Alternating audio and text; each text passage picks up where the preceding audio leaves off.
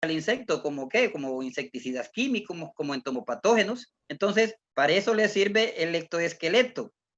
Y lo protege, lógicamente, para el ingreso, como les decía, de organismos dañinos. No puede ingresar entomopatógenos como Beauveria baciana y otros, Metarrhizium y bacteria Bacillus thuringiensis, por ejemplo, que ponen cierta oposición para que no ingresen al interior del cuerpo de los insectos. Como les decía, el ectoesqueleto también, además de que evita el ingreso de exceso de agua al interior del cuerpo, también previene la pérdida de agua de estos insectos, especialmente de los insectos que viven en los desiertos. Tienen que conservar el agua al interior del cuerpo, por lo tanto el ectoesqueleto les sirve para ello. Funciones del ectoesqueleto. Tiene una protección mecánica, o sea, contra los golpes. Prevención en la entrada de toxinas. Prevención en la deshidratación.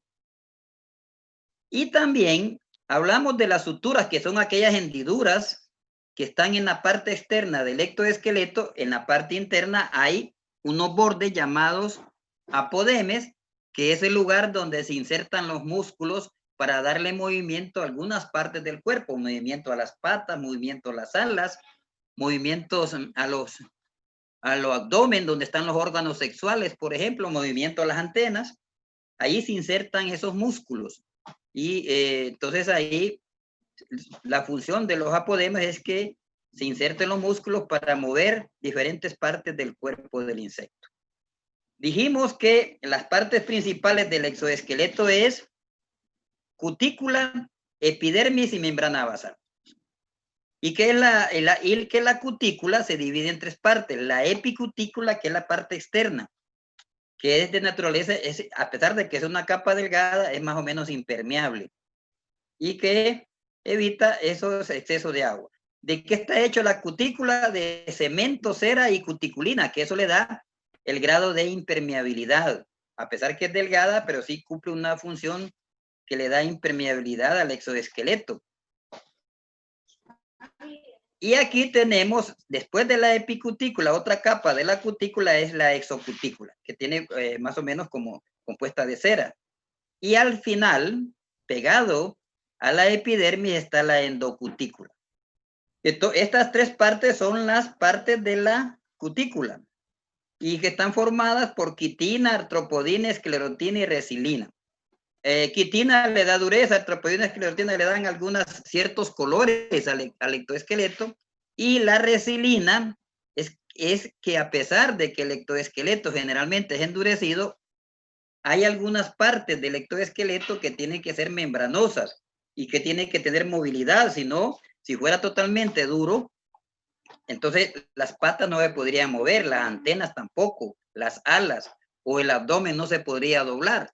Y esa función la cumple la resilina, que es parte de lo que compone el ectoesqueleto. La resilina, lógicamente, como les decía, está en la base de las alas para que el insecto pueda batir las alas. Y aquí tenemos en esta figura las tres capas de la cutícula. ¿Dónde están? Tres capas de la cutícula, que es la epicutícula, exocutícula y endocutícula. Esto es la cutícula, y después la capa de células es la hipodermis o epidermis, que es la única capa del exoesqueleto que es de naturaleza celular. Y más al fondo, hacia al interior del cuerpo del insecto, o sea, del hemocele o hemocoele, que es la cavidad interna del cuerpo del insecto, está la membrana basal, que les decía que la única función de la membrana basal es que proteger a los insectos del efecto abrasivo de algunos elementos que entran al interior del cuerpo del insecto, a esa cavidad interna. Hay igual que la resilina, algunos segmentos esclerotizados tienen unas membranas que también se les llama conjuntiva. Esa conjuntiva también es la que le sirve de cierta movilidad, por ejemplo, algunos segmentos abdominales, para que pueda doblarse esos segmentos entre sí, o sea, que puedan tener movilidad. Entonces la resilina es el equivalente también, cumple la misma función esa conjuntiva. esa conjuntiva se presenta principalmente en estados inmaduros. Cuando hablamos del exoesqueleto, miramos algunas ranuras o unas líneas externas a las que se le llama suturas. Eso lo pueden ver.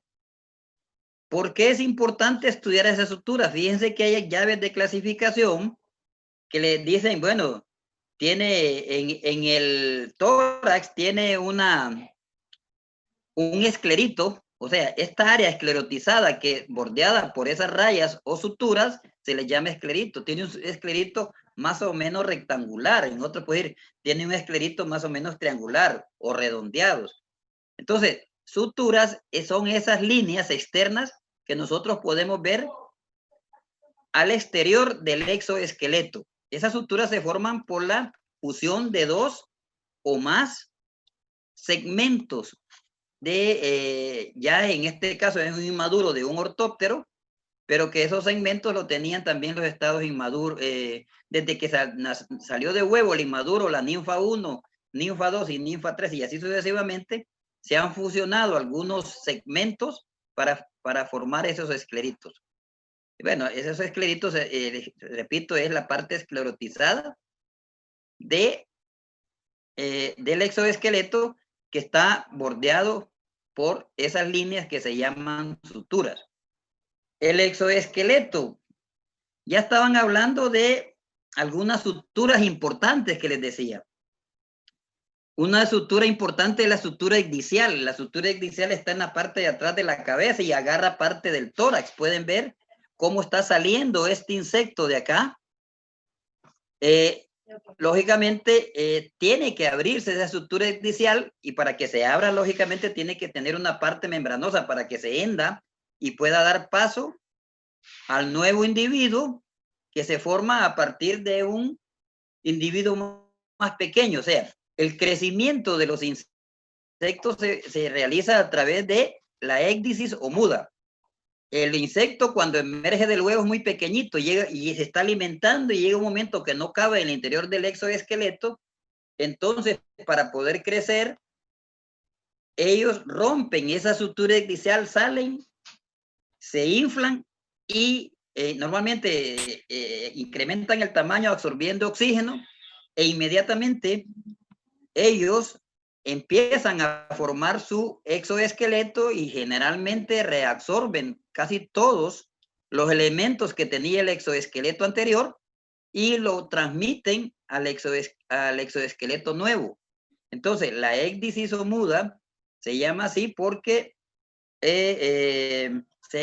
ecdisis se llama esa sutura ecdicial porque a través de ella es que el insecto emerge para crecer.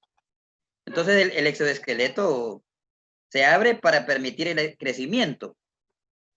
Yo les decía que la única capa del exoesqueleto que es de naturaleza celular, o sea, que posee células, es la epidermis o hipodermis, y que de ella nacen algunos órganos sensoriales, por ejemplo, en el caso de pelos o setas, y espinas que pueden emerger y atraviesan la capa de la cutícula, fíjense bien, atraviesa la cutícula y salen al exterior. Aquí podemos diferenciar dos tipos de apéndices dependiendo de la cantidad de células de que se formaron. Hay apéndices unicelulares, que significa que se originaron de una célula, y apéndices multicelulares, que significa que se originaron de dos o más células, de muchas células. Y aquí, de entre los apéndices unicelulares, tenemos el pelo o seta, que son generalmente tienen una función sensorial. El pelo o seta se forma, cada pelo o seta se forma de una célula que se llama tricógena. Esa es la que forma el pelo o seta. Pero ese pelo o seta, para poder determinar, por ejemplo, velocidad del viento, tiene que moverse. Y al moverse, quien le permite ese movimiento es otra célula aledaña o cercana a la célula tricógena, que es la que lo originó, que se llama en este caso una célula tormógena. La célula termógena entonces es el que le da movimiento al pelo Z.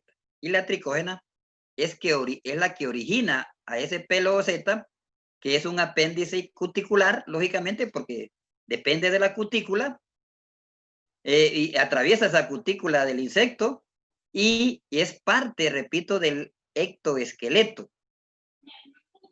Y otro apéndice unicelular son las escamas. Escamas, bueno, está entre comillas, porque también hay nombres comunes de algunos insectos que se les llama escamas, especialmente esas costras que nosotros miramos en algunos mangos, por ejemplo, fruta de mango, que son insectos. Son insectos que parece como una costra de color blanco, puede ser café, en algunos otros frutos, como en cítricos, puede ser negras, dependiendo de las especies, pero en este caso estamos hablando de escamas, escamas que es típico del orden Lepidóptero. Esas escamas se forman cada escama a partir de una célula epidermal. Y esas escamas le sirven en este caso a los lepidópteros y a otras especies de insectos no diferentes a lepidópteros, que le sirven de protección. ¿Protección de qué? De la lluvia también, porque esas escamas están, como lo pueden ver ahí, formadas como un tejado, y cuando cae agua ahí no le permite ingresar a la membrana de la que está compuesta el ala, o no le permite llegar directamente al ectoesqueleto del insecto, de los lepidópteros adultos, y que puedan evitar que ellos puedan volar. Entonces son escamas, se le llaman recubridoras, porque los protegen de esas humedades. Entonces ese es otro apéndice de naturaleza unicelular. Pero también hay otros apéndices de naturaleza unicelular que ya estas no sirven, las setas no sirven no son sensoriales, sino que sirven de defensa de los insectos. Hay insectos, algunas larvas de insectos, especialmente del orden Lepidóptera, que tienen algunas setas glandulares. Esas setas glandulares son las que producen algún dolor cuando alguien entra en contacto con ellos. Entonces, esa es una defensa, pero también es un apéndice unicelular. Y aquí miramos un ejemplo de una pata de una abeja, de cuántas, en este caso, cuántas setas tiene. Setas sensoriales. Y eso les puede dar la idea de cuán sensible es esa parte. Y no solamente las setas se presentan en las patas, sino que en diferentes partes del cuerpo, pero son sensoriales, y como cada una cumple esa función, le puede dar la idea de cuán sensibles son esos insectos que tienen esa gran cantidad de setas. ¿Cómo estamos con el tiempo? Otra siempre salen a partir de las células de la epidermis, y no están compuestas por una célula, sino que gran cantidad de células. Por eso dice que son multicelulares, y es importante esta palabra que dice son inmóviles. Los apéndices multicelulares están los espolones, las uñas, espolones o uñas, y las espinas. La diferencia de las espinas con las uñas es que las espinas son inmóviles, o sea, no se mueven. ¿Y para qué le sirven al insecto? Desde el punto de vista de protección, si uno los quiere agarrar con esas espinas, pueden hacernos daño. Entonces, y lo pueden ver que terminan en unas puntas.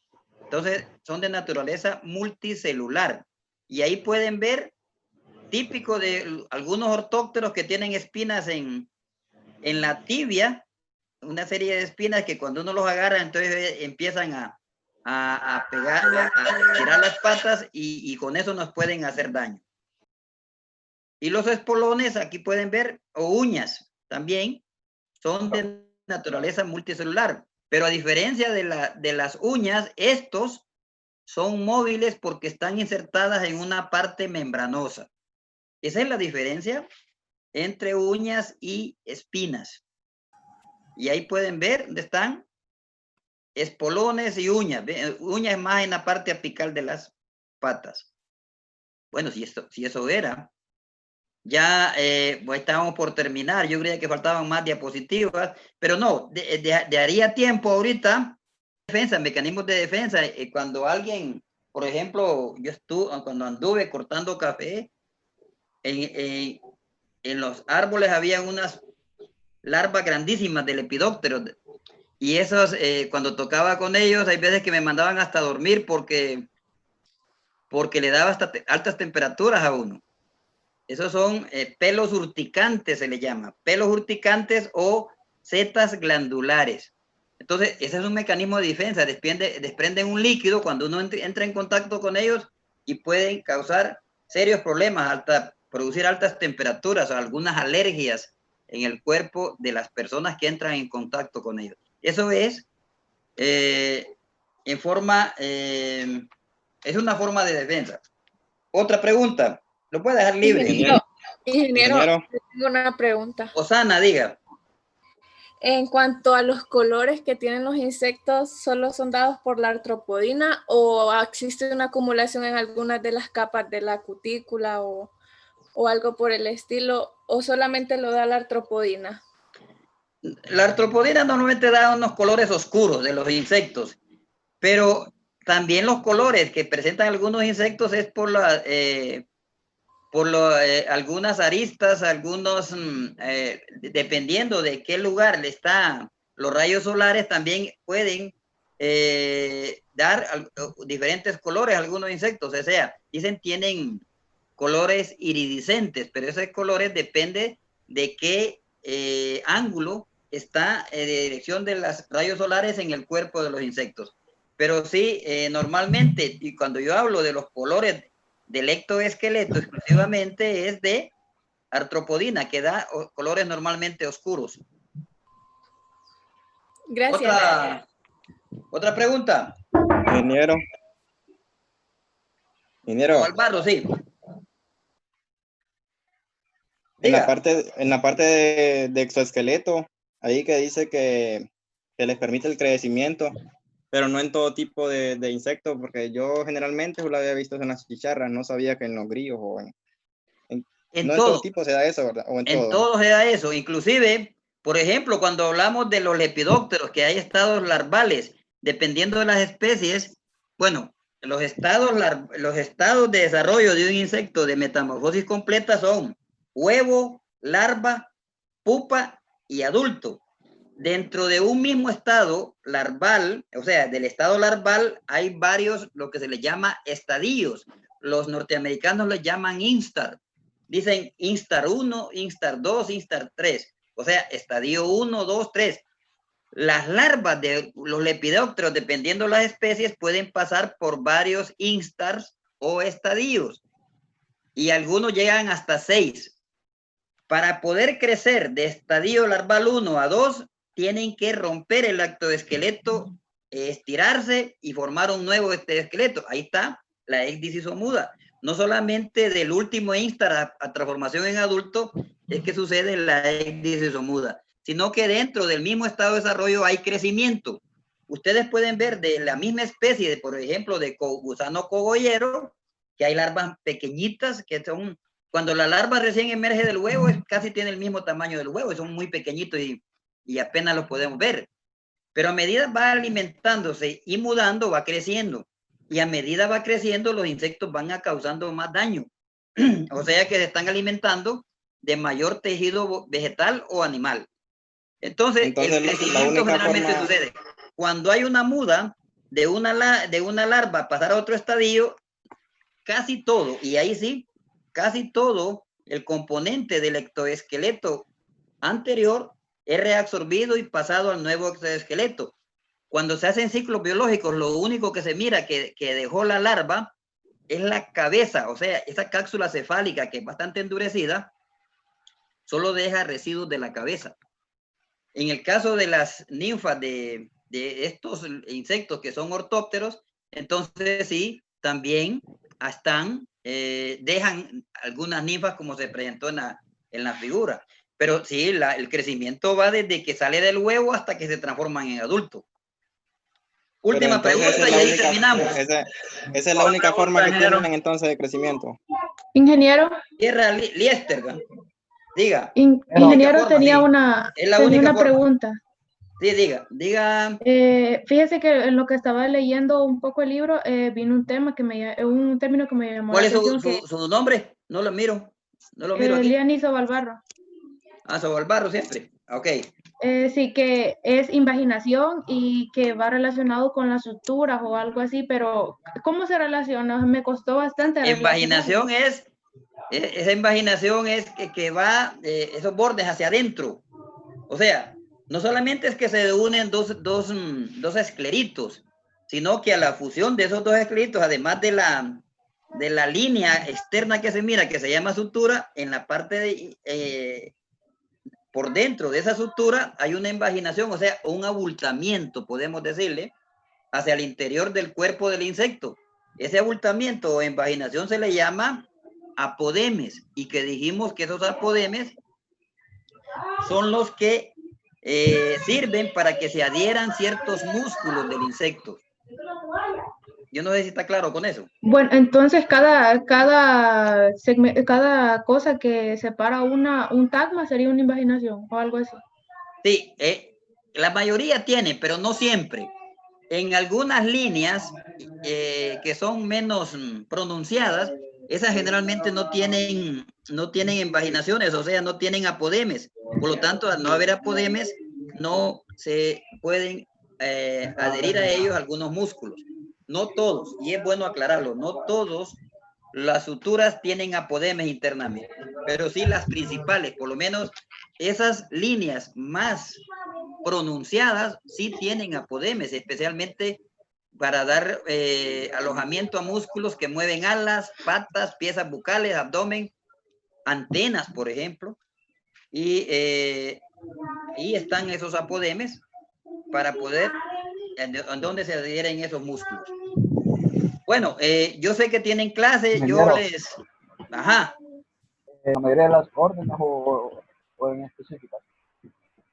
Sí, normalmente se encuentran, y es una característica típica del orden Lepidoptera, tanto en mariposas y polillas, pero hay escamas también en el orden, bueno, Tricóptera, por ejemplo, en vez de escamas hay pelos, y de ahí viene el nombre, trico, pelos, tera, ala, que tienen pelos en las alas. Pero sí, normalmente eso de escamas recubridoras es típica del orden Lepidoptera. Y así lo podemos diferenciar. Ustedes pueden diferenciar, por ejemplo, Ortóptera que tenemos ahí, nos diferenciamos por el tipo del primer par de alas que se llama tecminas, que eso se va a ver después. Coleóptera, nos diferenciamos por el primer par de alas que se llaman élitros.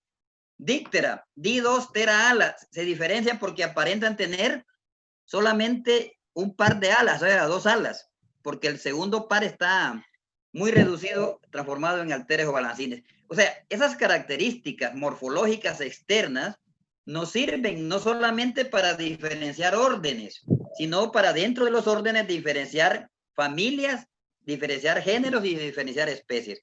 Eso es lo importante de la morfología, que nosotros conozcamos qué es una sutura, qué es un apodeme, porque varias llaves o claves de identificación taxonómica de insectos están orientadas y están basadas en esas partes del cuerpo del insecto que miramos externamente.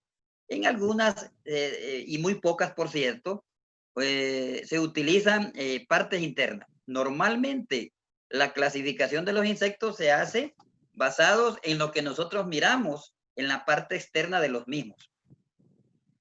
Bueno, hasta aquí nos quedamos. Muchas gracias por su atención y mis disculpas